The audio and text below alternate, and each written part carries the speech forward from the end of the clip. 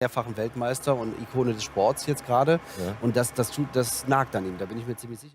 Formula One, or F1, is the highest level of international racing for open-wheel single-seater Formula racing cars sanctioned by the FIA. F1 fans will never forget the name Lewis Hamilton and the number 44 car.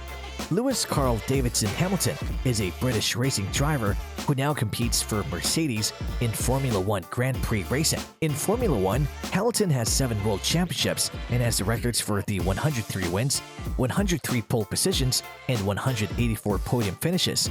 He's one of the best Formula One drivers to have ever graced the circuit. He was born on January 7, 1985 in Stevenage, England. Hamilton started driving when he was 8 years old. When he was 10, he won the British Car Championship. In 1998, Hamilton joined the McLaren Young Driver program. This led to a Formula One drive with McLaren from 2007 to 2012, making Hamilton the championship's first and only black driver. His debut was the 2007 Australian Grand Prix.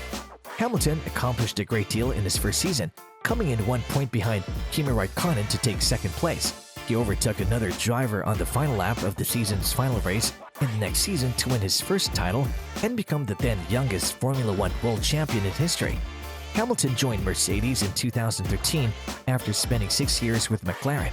Hamilton's extraordinarily successful career, during which he has won 6 additional drivers' championships, began with changes to the regulations for 2014 that required the usage of turbo-hybrid engines. A fierce fight with teammate Nico Rosberg led to consecutive victories in 2014 and 2015. Following Rosberg's departure, Sebastian Vettel of Ferrari became Hamilton's main adversary in 2 close championship races. Hamilton twice overcame point deficits mid-season to win successive championships again in 2017 and 2018. In 2019 and 2020, he won his 3rd and 4th titles in a row to tie Schumacher's record of 7 driver championships.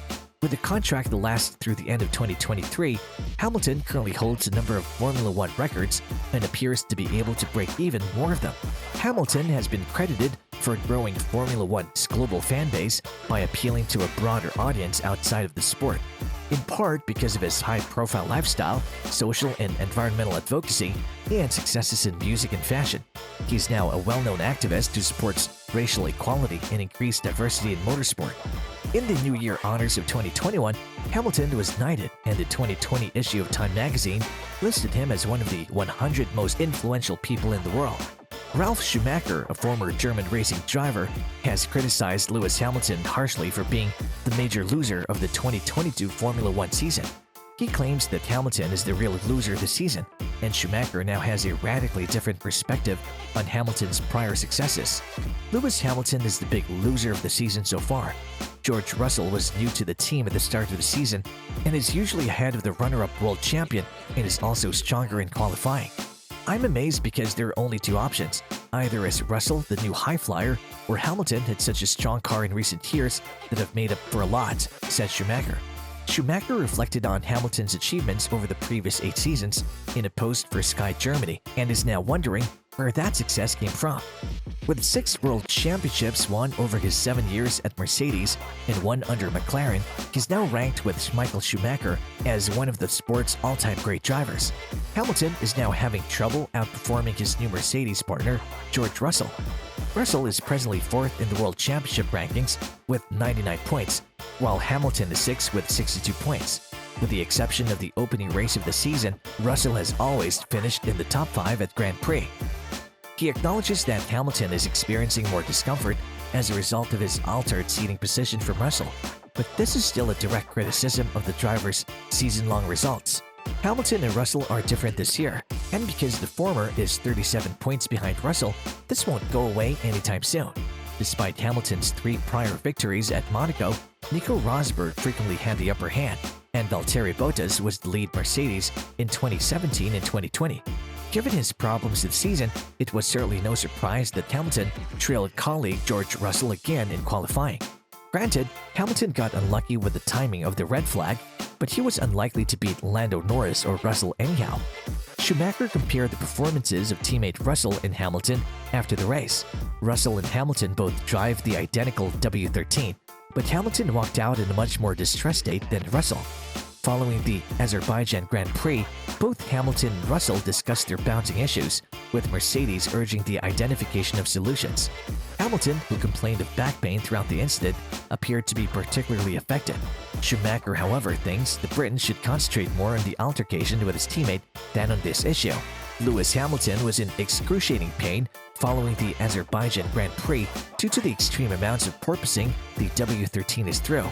Toto Wolff, the team manager for Mercedes, questioned if Hamilton would even be able to finish the race before it began, but he did so in P4, one position behind Russell, who now has his second podium result with the team. Schumacher questioned Hamilton's reaction to the car's porpoising.